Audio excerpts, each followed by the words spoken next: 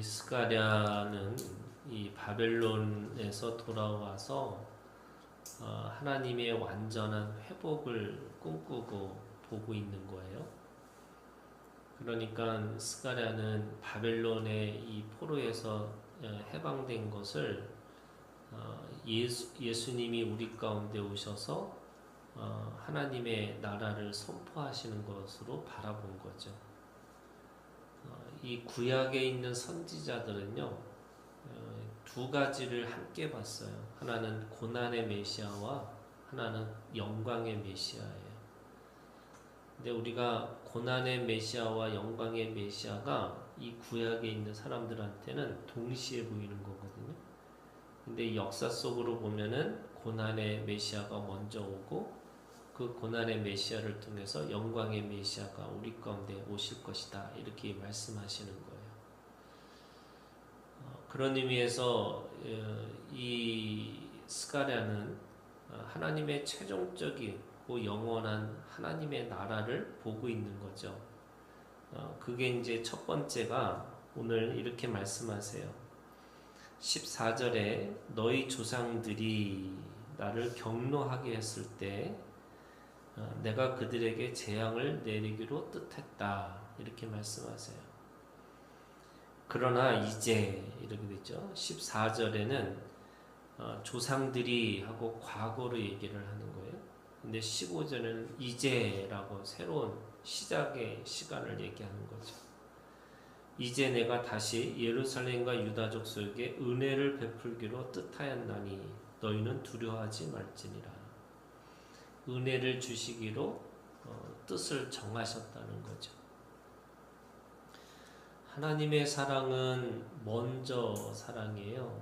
그러니까 이 먼저라는 게 굉장히 중요한 건데, 사람이 먼저 무엇인가를 한 게 아니고요.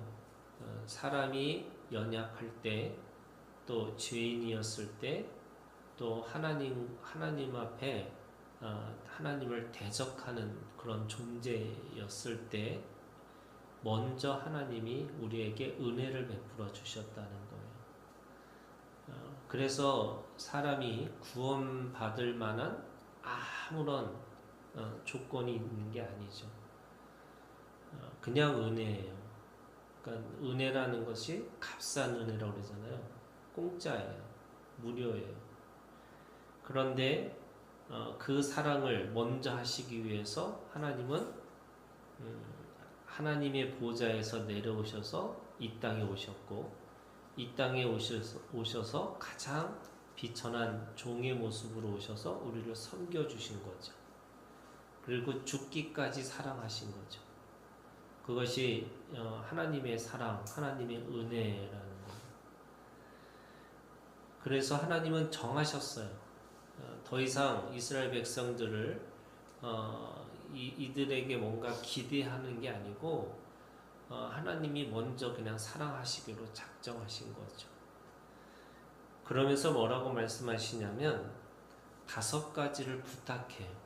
그러니까 내가 은혜를 베풀 거고 너희를 구원할 건데 그 5가지를 너희들이 이제 그 은혜 가운데에서 살으라는 거예요.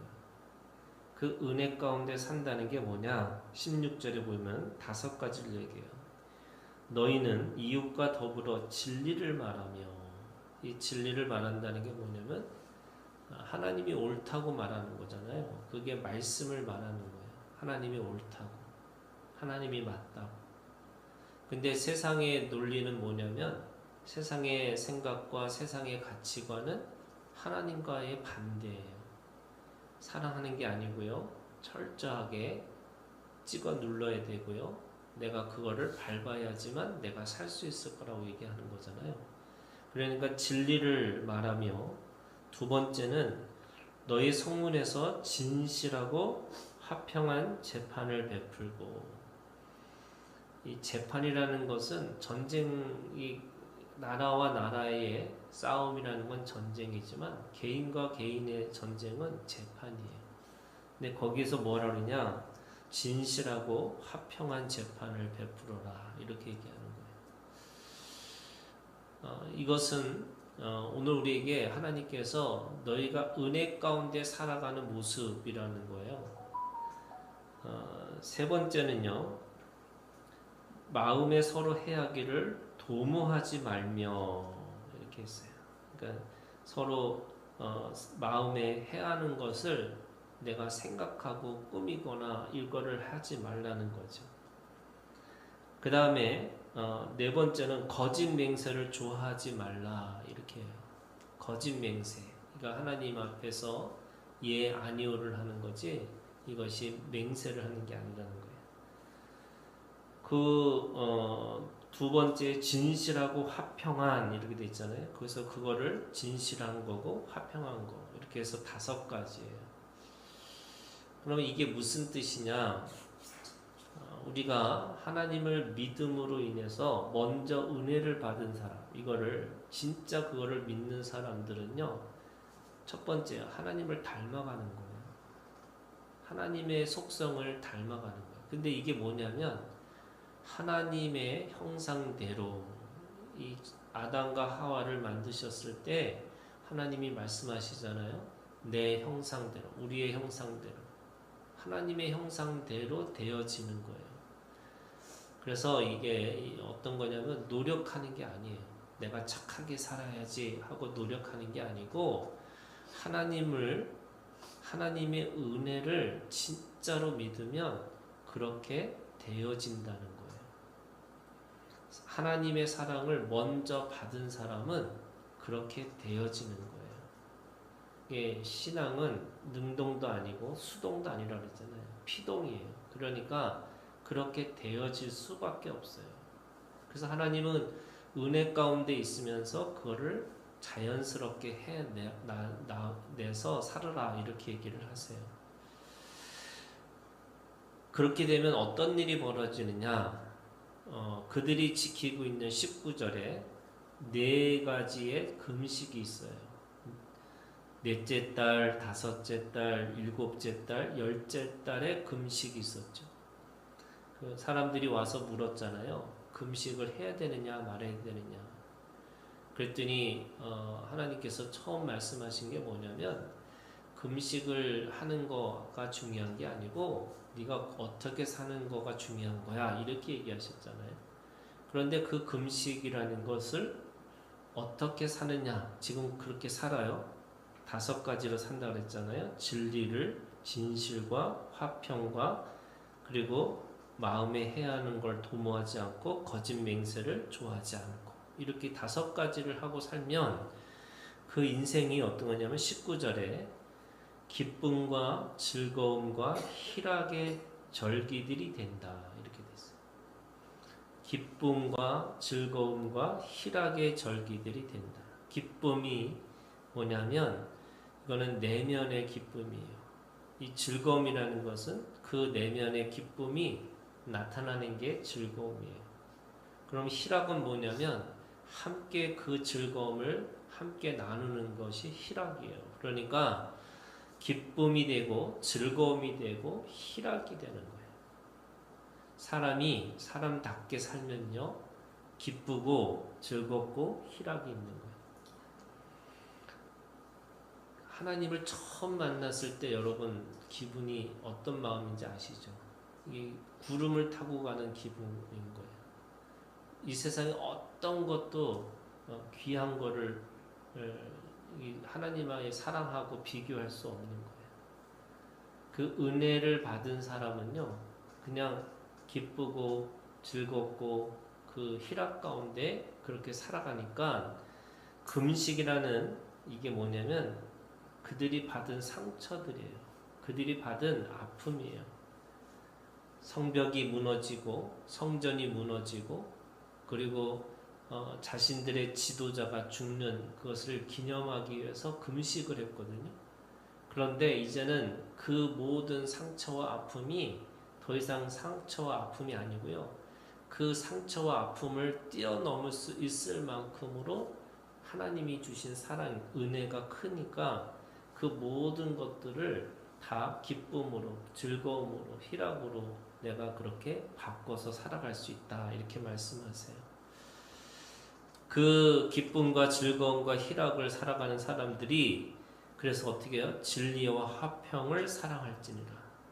진리를 화평을 이제는 내가 누리고 살아가는 거예요. 근데 그것으로 끝나는 게 아니고요. 20절부터 23절까지 뭘 얘기하고 있냐면 원래 이스라엘 백성들을 하나님이 너는 내 백성이 되고 나는 너의 하나님이 될 것이다. 이렇게 말씀하시고 그것으로 끝나는 게 아니고 너희는 모든 민족의 제사장이 될 것이다. 제사장의 나라가 될 것이다. 이렇게 말씀하셨어요. 그 말은 무슨 말이냐면 그들에게 그 자신들이 가지고 있는 하나님이 주신 은혜로 자신들만 누리고 살아가는 게 아니고 그것을 가지고 다른 사람들을 섬기고 살으라는 거예요. 늘 하는 얘기지만 여러분 우리가 가지고 있는 믿음이라는 것은 구원을 이루고 살아가는 게 아니에요. 다른 사람을 구원하기 위해서 우리를 다시 육체 가운데 살게 하신 거예요. 그래서 오늘 이렇게 말씀하세요. 만군의 여호와가 이와 같이 말하노라. 다시 여러 백성과 많은 성읍의 주민이 올 것이다. 너만 즐기고 너만 기쁘고 너만 그런 게 아니고 그 기쁨을 모든 사람들에게 나눠주라는 거예요. 그러면서 이 성읍 주민이 저 성읍에 가서 이르기를 우리가 속히 가서 만군의 여호와를 찾고 여호와께 은혜를 구하자 하면 나도 가겠노라 하겠으며 사람들한테 은혜로 얘기하면 그 은혜의 말로 진리의 말로 당연히 하나님을 찾을 수밖에 없고 하나님 앞에 은혜를 구하는 것 수밖에 없다. 왜요? 내가 증인이에요. 내가 그렇게 살아가니까 사람들이 놀라워하는 거예요. 왜 어떻게 저 사람은 저렇게 힘든 상황 속에서도 기쁘고 즐겁고 정말로 희락 가운데 살아갈 수 있을까? 그래서 하나님을 찾게 되고 하나님의 은혜를 구하고 살 수 있도록 만드는 거예요. 22절 많은 백성과 강대한 나라들이 예루살렘으로 와서 만군의 여호와를 찾고 여호와께 은혜를 구하리라. 많은 백성과 강대한 나라들이 이제는 그 제국들이 와가지고 오히려 은혜를 구하고 있다는 거예요. 뿐만 아니라 23절에 이렇게 얘기하고 있어요. 만군의 여호와가 이와 같이 말하노라. 그날에는 말이 다른 이방 백성 10명이 유다 사람 하나의 옷자락을 잡을 것이다. 이게 참 재밌어요. 한 사람당 10명의 내게 맡겨진 생명들이 있는 거예요.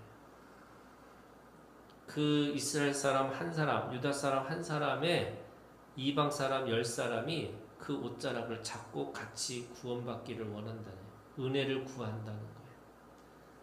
그 열이라는 숫자는요 완전수예요. 그러니까 그 10명이 하나님 앞에 나에게 맡겨진 생명이고 그 생명을 하나님께서 남기라고 말씀하시는 거예요. 그러면 오늘 우리가 가지고 있는 은혜를 받았습니다. 이게 무슨 뜻이에요? 은혜를 나눌 수 있는 사람이 됐다는 거예요. 내가 하나님 앞에 구원받았어요. 그러면 구원을 다른 사람을 구원해 줄 수 있는 능력으로 우리를 불러주셨다는 거예요. 어떻게 해요? 한 사람당 10명씩. 오늘 우리에게 맡겨진 생명이 있어요. 그걸 예수님은 달란트로 비유하셨어요. 1달란트, 2달란트, 5달란트. 각각 그 주인이 그 종들에게 그 달란트를 맡겨가지고 그걸 남기라고 말씀하세요. 오늘 우리에게를 은혜를 주신 이유가 뭐예요? 오늘 우리에게 구원을 주신 이유가 뭐예요? 오늘 우리에게 기쁨과 즐거움과 또 희락을 주신 이유가 뭐예요? 그게 나에게 맡겨진 생명들을 하나님 앞에 그 은혜를 구하고 그 은혜 하나님 앞에 구원을 받을 수 있도록 우리가 그들을 초대하는 거고 또 그걸 통해서 하나님의 역사를 보여주라고 말씀하시는 거예요. 오늘도 이 믿음이 있기를 주님의 이름으로 축원합니다.